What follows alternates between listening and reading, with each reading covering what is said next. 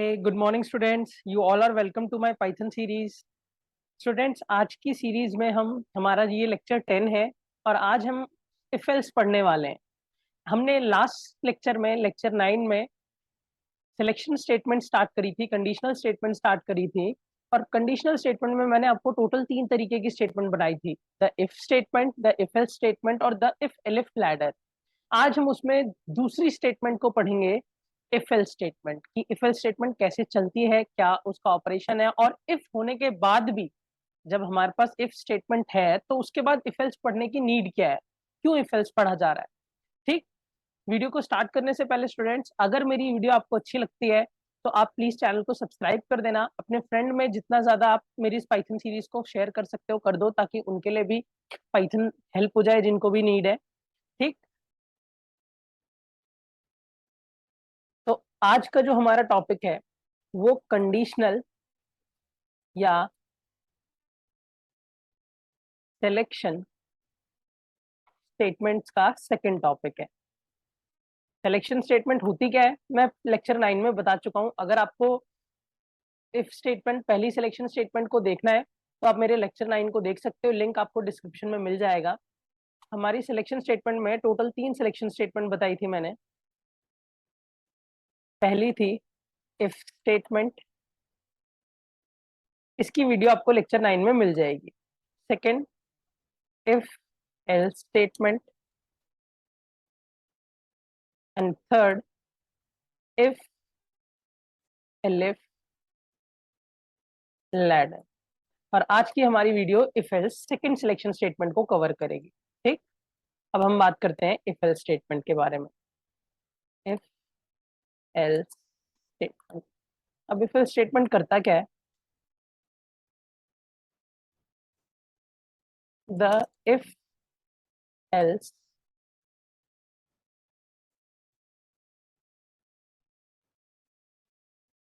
Statement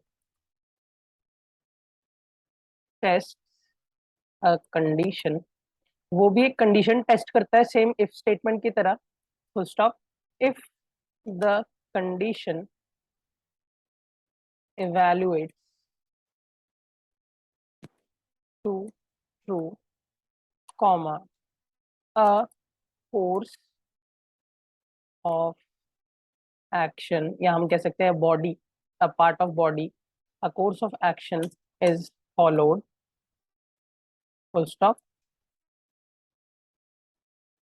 Otherwise another course of action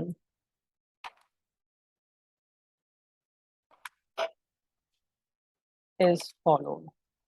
अब भाई if की डेफिनेशन में क्या था? जब हमने इफ पढ़ा था तो इफ के बारे में मैंने बताया था कि इफ स्टेटमेंट एक कंडीशन टेस्ट करता है, बिल्कुल इफ एल्स की तरह। वहां पे अगर कंडीशन ट्रू होती है तो एक बॉडी या कोर्स ऑफ एक्शन चलता है, वरना वो इग्नोर हो जाता है। मगर इफ एल्स में आपके पास एडवांटेज ये है कि अगर कंडीशन ट्रू होती है तो एक बॉडी चलती है, वरना उसके ऑपोजिट चलाने के लिए आपके पास एक दूसरी बॉडी भी होती है। यहाँ पे इफ में ऐसा नहीं था। इफ में एक ही कंडीशन थी, उसके अंदर एक बॉडी थी। अगर इफ ट्रू तो वो बॉडी चलेगी, वरना वो इग्नोर हो जाएगी। मगर इफ एल्स में अगर इफ ट्रू तो इफ की बॉडी चलेगी, वरना एल्स की बॉडी चल जाएगी। सिंटेक्स रूल क्या होता है इसको लिखने का?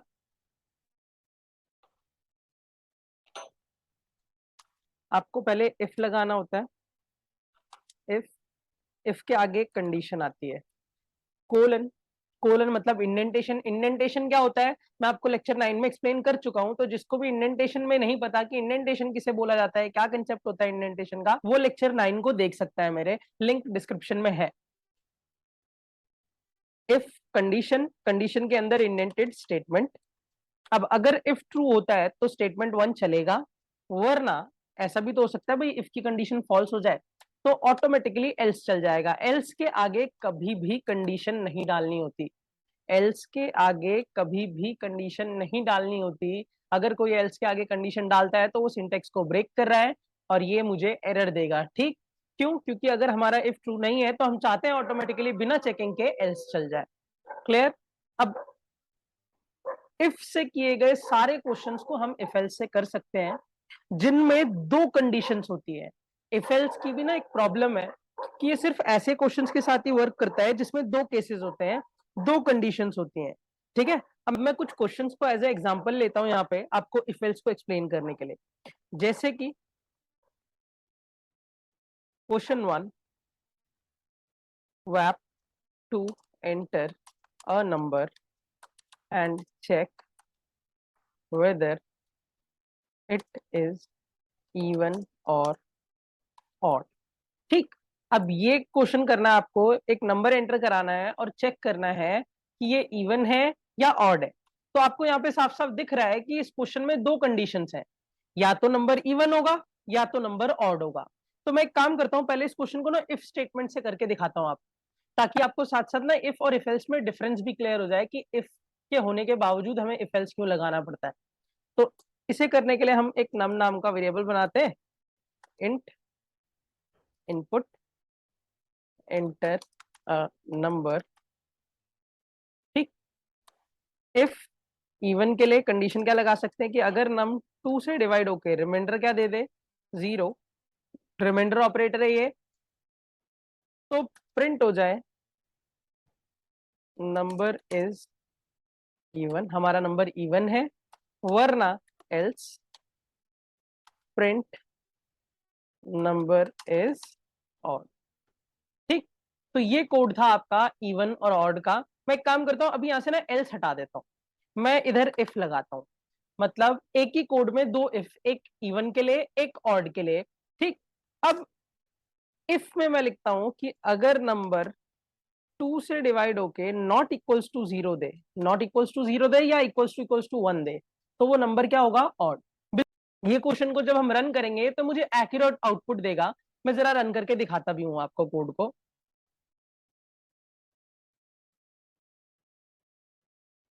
तो जब हमने कोड को रन किया, ये हमसे एक नंबर मांगता है, मैं नंबर में 45 डालता हूं। अब सभी को दिख रहा है कि ये नंबर ऑड है, तो कोड ने भी प्रिंट करना चाहिए the number is odd. Print करते हैं और ये हमें देता भी है कि द नंबर इज ऑड। और एक बार कोड को दोबारा रन करके मैं दिखाता हूं आपको।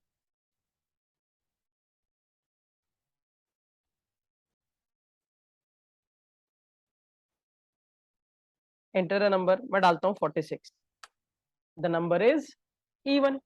ठीक है ना भाई, मतलब ये कोड चल तो सही रहा है। अब इसी सेम क्वेश्चन को ये तो हमने सिर्फ इफ से करा है, अगर यही सेम क्वेश्चन मुझे इफ एल्स से करना हो, क्योंकि देखो सर आपने हमें अभी बताया है कि हम वो सारे क्वेश्चन इफ एल्स से कर सकते हैं जिसमें दो केसेस होते हैं। ठीक, तो ये तो इफ से भी चल रहा है और इफ एल्स से भी ये चलेगा ही। जरा एक बार इफ एल्स से भी करके दिखा देता हूँ आपको इस कोड को। मैं ये क्वेश्चन मैंने कॉपी कर लिया, नीचे आके मैं इसे सेम को पेस्ट कर देता हूँ, कंट्रोल वी, और ऊपर वाले कोड को एक काम करता हूँ, कमेंट बना देता हूँ।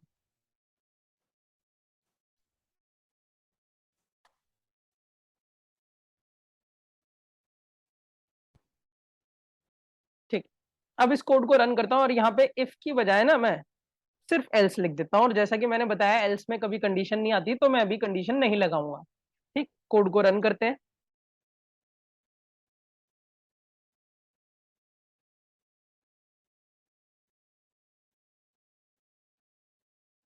और आप चेक करते हो कि ये मुझसे फिर से एक नंबर मांग रहा है। मैं नंबर डालता हूँ 46, ये देता है नंबर इज इवन, मतलब सही चल रहा है।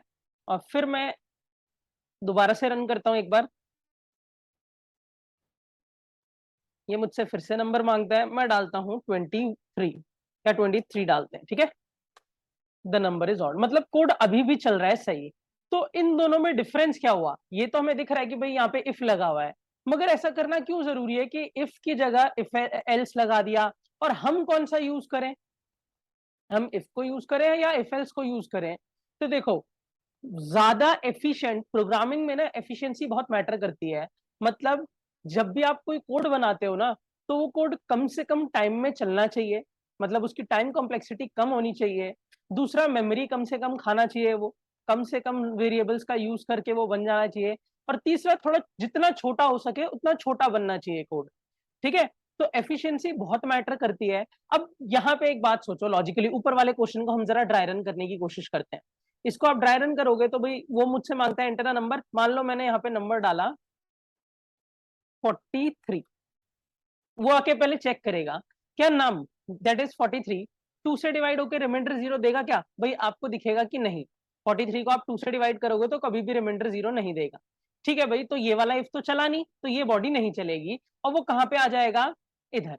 और फिर चेक करेगा क्या नम दैट इज 43 2 से डिवाइड होकर रिमाइंडर 0 दे, नॉट इक्वल्स टू 0 देगा क्या, भाई हाँ देगा। मगर एक चीज बताओ ना यार, अगर आप ये नीचे वाली कंडीशन को देखो, आपको नहीं लगता है कि ये ऊपर वाली की ऑपोजिट है, वहां इक्वल्स टू है तो यहाँ नॉट इक्वल्स टू है। और ये तो ऑब्वियस है ना कि भाई अगर ऊपर वाली ट्रू नहीं हुई तो उसका ऑपोजिट ही ट्रू होगा, क्योंकि बुलियन वैल्यू कंडीशंस का दो ही रिजल्ट होता है, कंडीशंस के दो ही रिजल्ट होते हैं, या तो ट्रू या तो फॉल्स। अब अगर मान लो नंबर इवन नहीं है तो ये बात तो ऑब्वियस है कि वो नंबर ऑड ही होगा। तो आपको नहीं लगता कि सर यहाँ पे चेकिंग कराना मैंडेटरी नहीं था, क्योंकि हमें तो ऊपर ही पता लग चुका है कि वो नंबर इवन नहीं है, तो हम बिना चेकिंग कराए है क्यों ना प्रिंट कर दे कि हमारा नंबर ऑड है। बिल्कुल यही काम करता है एल्स भाई। अगर मान लो एक चेकिंग कराने को कंप्यूटर में 1 सेकंड लगते हैं, एक चेकिंग कराने के लिए कंप्यूटर में 1 सेकंड लगते हैं, तो ये वाला कोड आपके 2 सेकंड्स को यूज करेगा, और ये वाला कोड सिर्फ एक, क्योंकि वो चेकिंग सिर्फ इधर करा रहा है, नीचे वो चेकिंग नहीं करा रहा, सीधा प्रिंट करा रहा है उसको। अगर ऊपर वाली कंडीशन फॉल्स निकलती है तो एल्स में कोई कंडीशन टेस्ट नहीं करता, वो सीधा आपको प्रिंट करा के दे देता है भाई नंबर इज ऑड। क्लियर हुई बात कि अब इफ एल्स क्यों प्रेफर करना है आपको इफ के ओवर, ठीक, क्योंकि इधर आपकी टाइम थोड़ा बचता है, कंडीशन नहीं लिखनी पड़ती है आपको। क्लियर। और ऊपर इफ के लिए आपको कंडीशन लिखनी पड़ेगी, जिसमें आपको पता है कि हमें दूसरी कंडीशन की नीड नहीं है अगर हमारे केस में दो ही केसेस हैं, ठीक है। मगर इफ एल्स के पास भी एक डिसएडवांटेज है भाई, इफ एल्स सिर्फ ऐसे ही क्वेश्चंस के साथ वर्क करता है जिन क्वेश्चंस में दो केसेस होते हैं, जिन क्वेश्चंस में दो केसेस होते हैं सिर्फ ऐसे ही क्वेश्चंस पे चला जा सकता है इफ एल्स को। मगर बाय चांस अगर आपका क्वेश्चन होता वैप to enter a number and check whether it is positive और नेगेटिव और 0, ठीक है। तो अब यहाँ पे आपको साफ साफ दिख रहा है कि मेरे क्वेश्चन में जो मेरे नंबर का केस है वो 3 केसेस पे जा रहा है, या तो नंबर पॉजिटिव होगा, या तो नंबर नेगेटिव होगा, या तो 0 होगा, ठीक है। जैसे इस क्वेश्चन को अगर मैं इफ से करता हूं, num is equals to int input enter the number, हमने एक नंबर एंटर कर लिया भाई। अब पॉजिटिव के लिए क्या लगा सकते हैं हम, अगर मेरा नम ग्रेटर देन 0 होगा तो प्रिंट नंबर इज पॉजिटिव, ठीक। वरना दूसरा इफ, अगर मेरा नम लेस देन 0 होगा तो प्रिंट नंबर इज नेगेटिव, और लास्ट केस इफ अगर मेरा नम इक्वल्स टू 0 होगा तो प्रिंट नंबर इज 0, ठीक है। तो अब आपका ये कोड, आपका जो नंबर एंटर्ड है वो पॉजिटिव है, नेगेटिव है या 0 है, ये बता देगा। मगर अगर आप इस क्वेश्चन को ध्यान से देखो, आपको दिख रहा है यहाँ पे कि मेरे पास यहाँ पे 3 इफ स्टेटमेंट्स हैं। अब 3 इफ स्टेटमेंट इफ एल्स से तो चलेगा नहीं, क्योंकि इफ एल्स का सिंटेक्स ये कहता है कि या तो इफ या तो एल्स। तो मैं पहले इस क्वेश्चन को ना इफ से रन करता हूँ, रन करते हैं तो ये हमें एक नंबर मांगेगा, मैं नंबर में 56 डालता हूँ, पॉजिटिव नंबर, ये मुझे देता है नंबर इज पॉजिटिव। मैं इसे बंद करके फिर से एक नंबर एंटर कराता हूँ, और इस बार मैं नेगेटिव डाल देता हूँ, ठीक। नंबर में -79, नंबर इज नेगेटिव। तो क्लियर हुई बात कि इफ स्टेटमेंट और इफ एल्स में क्या डिफरेंस है।